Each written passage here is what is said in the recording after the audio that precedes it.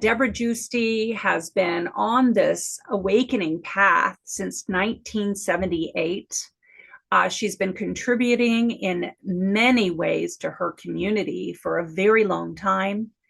And she's really mastered the ascension process and has incredible tips that she will be sharing with all of you in this conversation today. Deborah, the thing I like about you the most is that you are a goddess, you're feminine and beautiful, but then you're also this really powerful leader and businesswoman.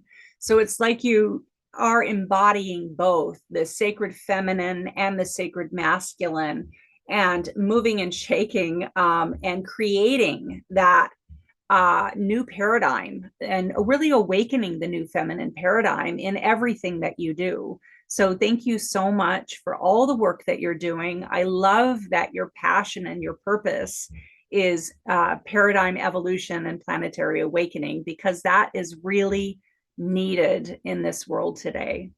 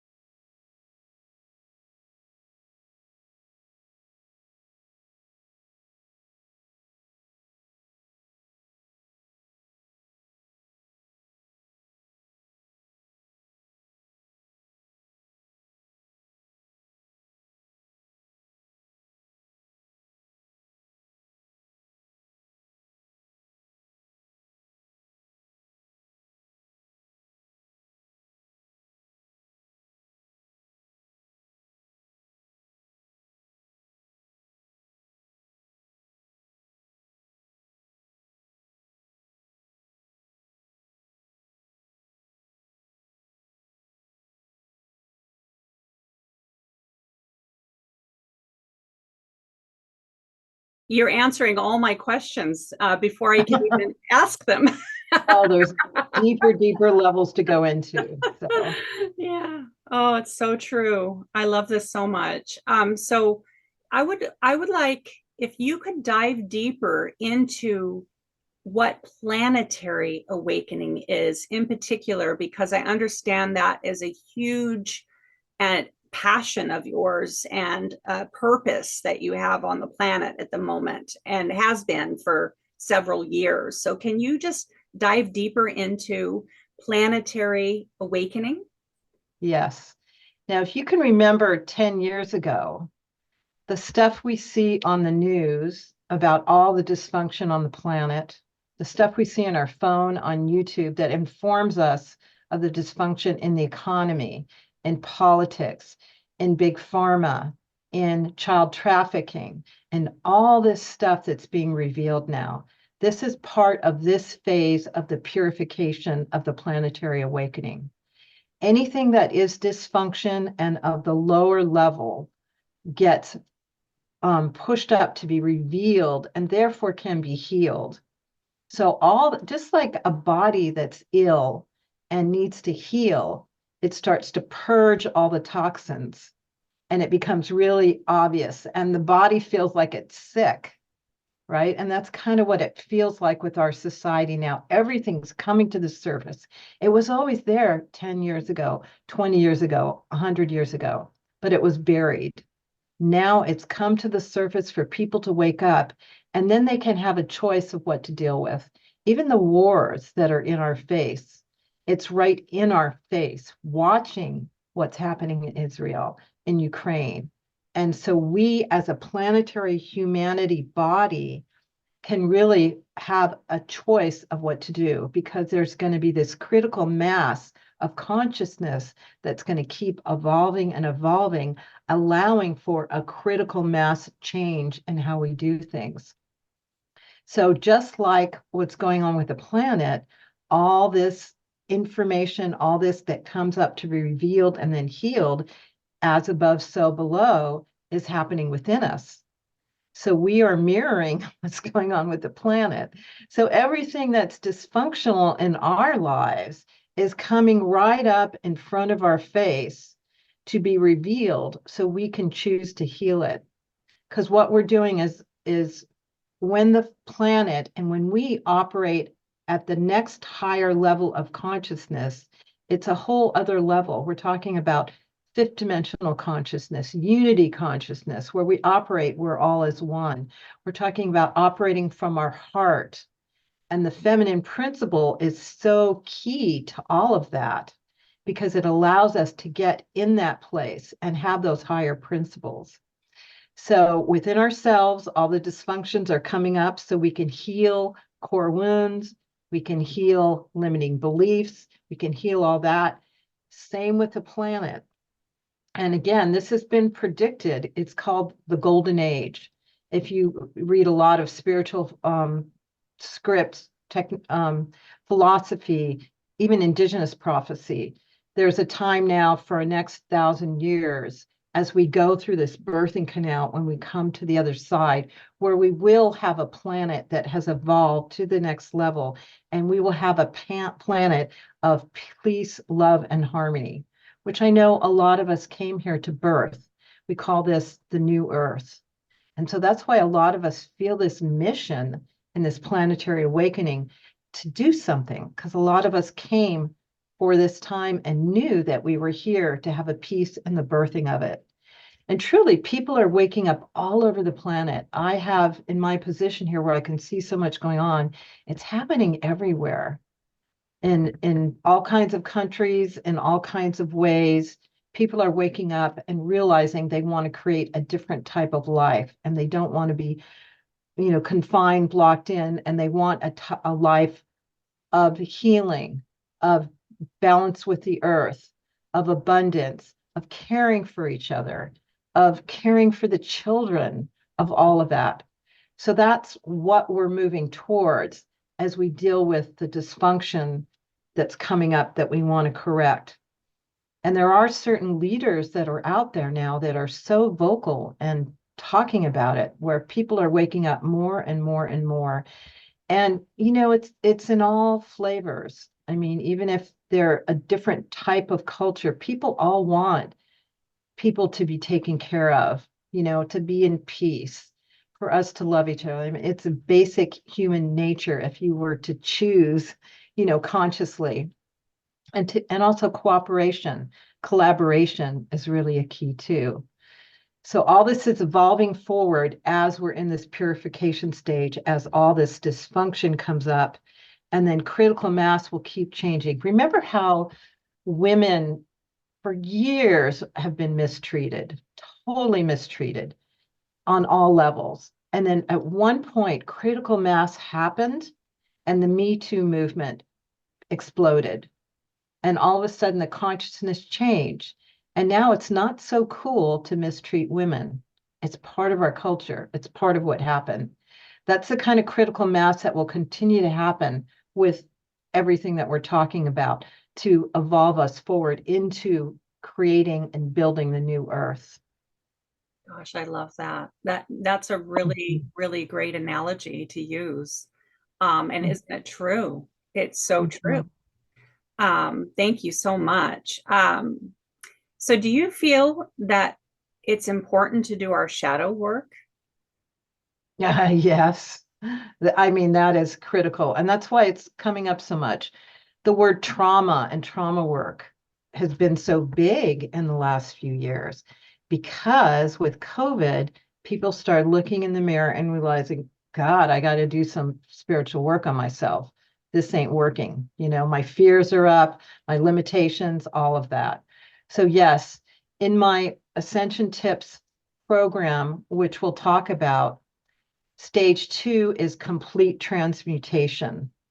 And that's what we're talking about. After the awakening, which is stage 1, where you wake up and you realize, wow, I'm not just this programmed human suit. I'm much bigger in my consciousness. I can evolve. I can connect multidimensionally. I can expand. I'm unlimited, and there's actually 22 tips that share all that.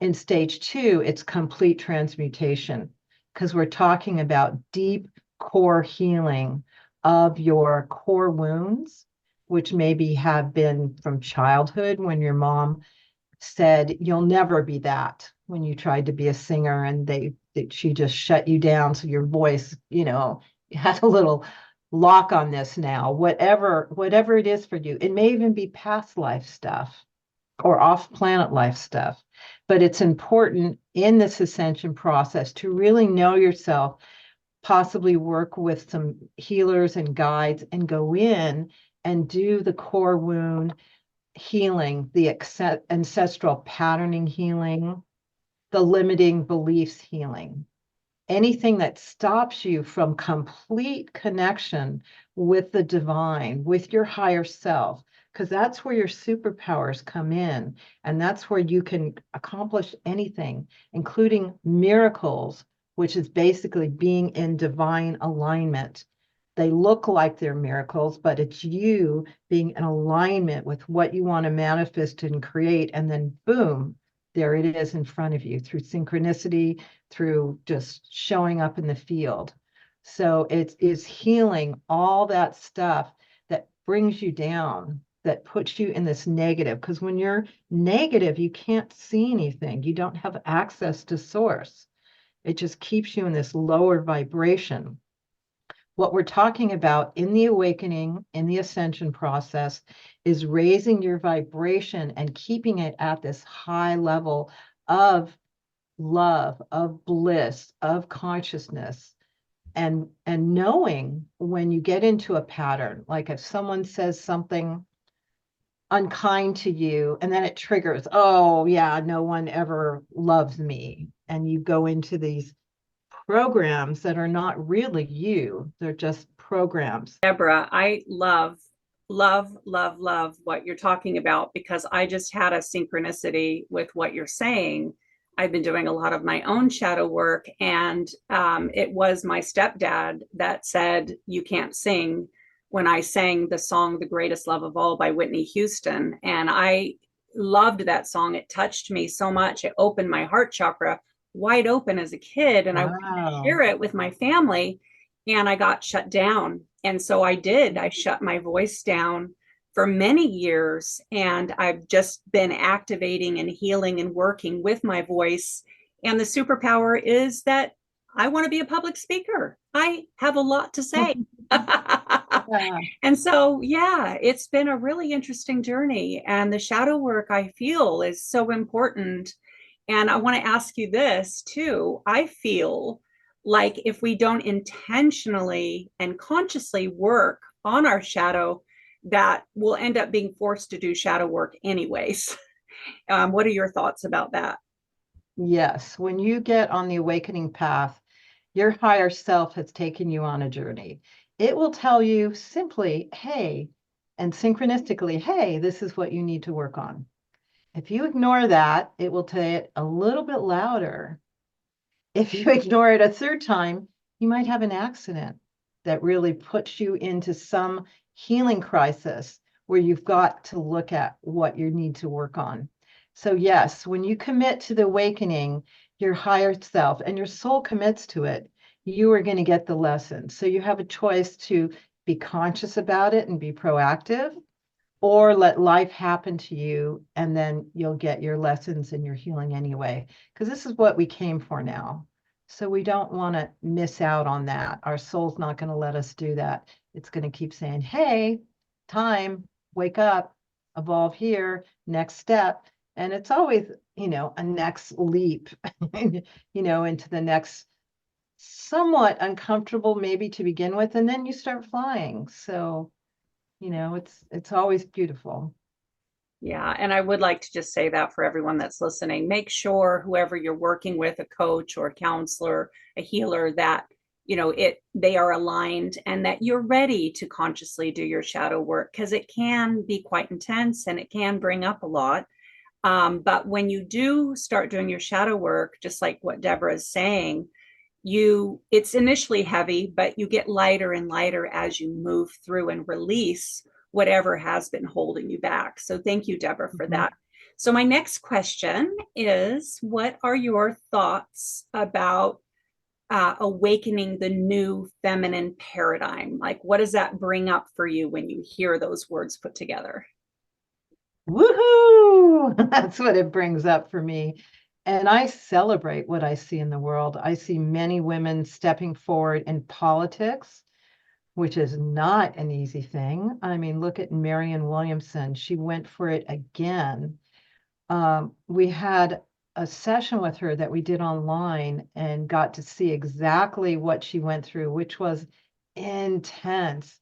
But she awakened so many people that normally wouldn't have this understanding of politics, where you really are concerned about the people, the children, the health system, all these topics that really deal with us living at a higher level instead of thinking about going to war or other things that are happening in our politics, our political system. And I see women, just coming into leadership. And I see the young women stronger than ever because they're coming in more awakened than ever. I mean, the younger women. So, again, this is so important to the ascension of the planet and the awakening now that the women come into their power. I was just in Egypt in September and did spiritual activations with 100 women in the Giza pyramid, in the Sphinx, in the Temple of Isis. And Isis came through channeling, through two people, and gave us this transmission that the divine feminine empowerment is the most critical thing that is happening on the planet now. The knowledge, the wisdom, the healing is coming through the women. The women need to be empowered. The women need to step into their power and hear that calling, and that will transform the world. It was amazing. Wow. Wow, wow, wow. I would have loved to be there, but I've been feeling the energy, and yeah, I feel it's huge. It's awakening in all of us. And my Mhm. next question is, what does the redemption of the feminine spirit mean to you? We can go back and feel the sadness and the pain of what's happened to the feminine. Here's my kitty here. She has something to say. um, but I think it's more important to move forward. I think the redemption happens with your own inner healing because it's kind of personal to each person. Because there are some women that have been completely mistreated by the masculine, and they have to make peace with that so they can come into their power and those pains and wounds don't hold them back. And it's important for all of us to come together as women collective and just acknowledge how it's been, but affirm where we're going with such power and support of each other in that. So it's important to do the healing so you have all the power, but most important to take the power forward and take advantage of this evolution that's happening now. I love that so much. Um, I've witnessed that in my own healing journey, that sometimes it is important to go back, but to quickly and effectively get the medicine and then move forward with it. Otherwise, you can get stuck, right? Stuck in Mhm. that past wound, Yes. and then it never heals. So I love your answer. I agree with you. In my own experience, that has been true. Mhm. And a big part of the ascension process is forgiveness, is gratitude, is letting go of fears and attachments to all that and moving forward to the higher vibrations that are available and the higher consciousness that's available. Yeah, I love that. I have a little, my sister Katrina and I, we have a little saying where, when you're driving in your car, the front window's really big, but the rear view mirror is really small. So it's Mhm. important to look in the rear view mirror to navigate going forward, but you don't want to keep looking there. You want to keep your eyes on the road, and it's bigger because Mhm. full attention really needs to be going forward. But it is Mhm. important sometimes to look back, as long as you don't just keep looking back. Yeah, And then the great. side mirrors are for navigating so you stay in your own lane, which is Mhm. also important. Uh, Mhm. yeah, so I love that. So, what are your feelings about the healing and the balance of the sacred feminine and sacred masculine within us all, and then the connection with Mother Gaia? And I know you've already covered that. However, is there anything else you'd like to add? Sure. In the ascension process, having a deep relationship with Mama Gaia is really important. She is our healer, she is our source. Um, Going out into nature and just dropping into the energy and the vibration that can heal when you're in nature and how it can speak to you. And the beauty of it is so important. So the connection with Mama Gaia and being with her on a very deep personal level is really incredible and part of the ascension process. And of course, balancing out the feminine and the masculine within us is important for the women and for the men. Men are going through a huge evolution now as they realize just being full on masculine doesn't give them a full spectrum experience of life and doesn't allow them to connect with the women if they can't drop into their heart and drop into their emotions and feelings and some of the high values of the feminine. So there's balancing happening now as men are waking up all over the planet and wanting to show up differently and have a different world. So um, I think it's really beautiful and there's a ways to go. Yeah, I love that. I love that you're addressing men as well, for all the men that are watching, are there some tips that you can give them as women are really stepping into their power in a beautiful way? And I've got two little boys, a 16-year-old and a 13-year-old, and they're witnessing it as well, and I understand the importance of scaffolding them as women rise into their power. So I'd love to hear any tips you have in the men that are listening. Well, what's been really beautiful in my community here in Northern California is there is men who totally honor the feminine and want to be there to support and protect and elevate the feminine. So in our community, we actually do knighting rituals where the women, we do this kind of ceremony, and the women knight the men as gallant supporters of the divine feminine. So it's an incredible process because these men are beautiful and they understand, let's give women a chance to lead, let's empower them. And they honor that. So we actually take a sword and we do a knighting ritual for the men that are committing to support the divine feminine. It's really beautiful. So that's one kind of colorful way to have men step into their commitment to support the women. But any of the men out there, if you know what we're talking about and you're committed to support the women, then talk to your men friends about it.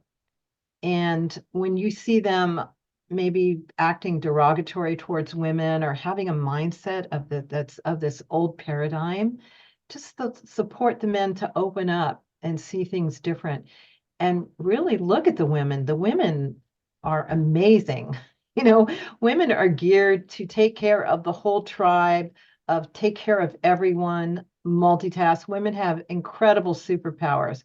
So it's to your advantage, big time, to support the women to come into their power, because the team of the evolved sacred masculine and sacred feminine together is unstoppable. That's what it's supposed to be. And that's how we're supposed to walk into this new earth that we're creating now, is the complete power of the sacred masculine and sacred feminine in their full power, with blended powers of each other's into it as they work in high level collaboration and union. I love how you say high level collaboration and union. Mhm. I talked to my boys about that, and I took them to see Barbie and they loved it. Like, they really loved it. So Uh, we do what we can to help them understand that we're rising together, and we're doing this together. So thank you yeah. so much. Yeah. And Mhm. if you could share one bit of wisdom that you feel would help humanity cope with this, awakening process. And I know you have actually a gift for everyone as well. And I feel like that is going to be a huge gift of wisdom for everyone navigating through the awakening process. Can you share Mhm. a bit about that, Debra?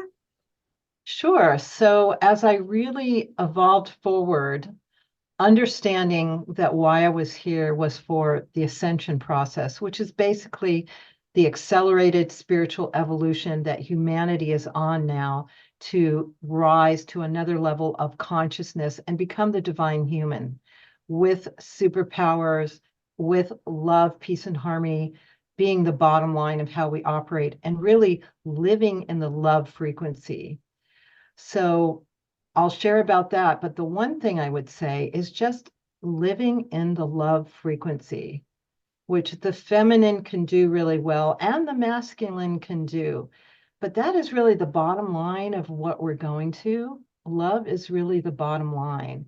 When you're in stress, when you're in opposition to someone, if you would drop into your heart, instead of all this mind stuff of I'm right because this and they did this to that, and drop into your heart and just let that melt whatever is going on, that ultimately solves everything. It's just dropping in the heart and living from the portal of the heart. Because really, that's what we're evolving to, is the love frequency, the oneness, unity consciousness, where we realize we're all one. And there's no need to be in opposition. We just support each other the best we can, forgive each other, honor each other, and, creatively express and create together. So that's what I would say is bottom line is love. I love that. And it's so true, isn't it? And, we Mhm. know that as spiritual beings, and I know that, but when we get triggered and those Mhm. wounds come up, I have found it so challenging to reconnect to my heart and connect with that love vibration. So, could you speak into that a little bit more? Like when we're actually in the trigger, when we're in the wound, how Mhm. do we connect to the love frequency and vibration that we know is the most important thing of all? Well, that is the spiritual practice that so many spiritual teachers teach. And it's a matter of being self-aware. It's getting out of this identity with this program that has you being righteous or right or angry or any of this, and step outside of yourself, quantum conscious, and look at yourself and be aware instead of being totally identified that what you're seeing and what you're doing is it. Sometimes it's hard because when the emotions and the triggers lock in, it's hard to know that. So you take a break and you nurture yourself. Go for a walk, go in nature. Don't keep pounding it, but really step back and go somewhere where you can breathe, have another perspective, and have your self-awareness self look at this and realize, oh, wow, I really went overboard and I got into my stuff. And now I'm going to choose to not be there. And I'm just going to love myself because it's really also about self-love, and give myself some energy and do something nice for myself and just turn this around and then go look at that situation when I can be in my heart and have another way of dealing with it. So beautiful. It's so beautiful. And Mm. everyone that's watching, Debra and I did not coordinate matching together. It was just meant to be. And I just got off a client call, and what we're talking about right now was exactly what the session was about. So I'm feeling a lot of deja vu, synchronicity, meant to be. So for all of you that are watching right now, you're meant to be watching this. This is how it works. When you're ready, the teacher appears. When you're ready, the wisdom appears. And Debra's got such a beautiful gift for everyone. And Debra, would you like to talk a little bit about your ascension Yeah. gifts? Yes. So when I understood maybe about 15 years ago that my mission was to learn, teach, experience, and share about the ascension, I started studying with all the ascension teachers that are available. You know how that is when a passion becomes a part of you. And then I started to understand a total perspective of what was happening in this evolution. And I wanted to make it really simple for everyone, anyone, even anyone that's just hearing this word for the first time, to understand what's going on. So I created the Ascension Tips. It's 88 tips in 4 different categories, only 24 pages. So it's really easy. The first stage is the awakening, where something wakes you up. It may be a gradual awakening. It may be something as severe as a near-death experience. But you wake up and you realize that you're not just this human suit in this identity personality. You're much more expansive, and you start to want much more expansive thinking and to get out of your programs and live life in a different way. And then synchronicities start to happen as you get on that path. Stage 2 is complete transmutation. And that's where you start to go truly alchemical transmutation as you heal the core wounds. And then you start to open up psychically, manifestation, superpowers, all that starts to come online. And you start to live at a whole nother level, as you're describing now. Third stage is complete soul embodiment, where you start to live more than not in this new level of frequency. Some people call it fifth dimensional consciousness, unity consciousness, and life starts to show up at a whole different level. And you start to work with your light body, because we're not just this human suit. We are many energy bodies. You start to open up to your guides. You start to open up to many things that are available. And there's 22 tips in each of these sections. And the last section is the divine human in the new earth, because that's what we're evolving to. And it shares about what the new earth is going to be like, how we're going to work more together in collaboration and have a new form of government that's going to be much more harmonious and workable, how we're going to have new forms of free energy that are currently suppressed now that will allow us to do so much more and have our survival taken care of. That because of that, we're going to have a renaissance of the arts, because people are going to be able to create more instead of put all their energy into surviving. So there'll be much more art, much more creativity, much more love and relationships going on. And again, there's 22 tips that describes all those different processes of what I got downloads for and confirmed with a lot of the Ascension teachers. So it's a really easy book to work with. It's called Ascension Tips. You can go to ascensiontips.com, ascensiontips.com. It's with my organization, Ascension Now, which shares so many different programs and teachings and teachers on the ascension process that's happening now. And they can also go to my website, debraguisti.com, GIUSTI.com. Oh, thank you, Debra. And I'll put all those links with this video as well. So don't feel like you have to rewind the video and write it down, because the links will be right below. So you can just click on them and download this beautiful free gift. I've read through the Ascension Tips myself, and they are so powerful and so helpful. It's like a map to understanding the awakening and the process, which helps you navigate more successfully through the awakening process. So thank you so much for doing this work. Debra, you're an incredible human being. Do you want to share anything else?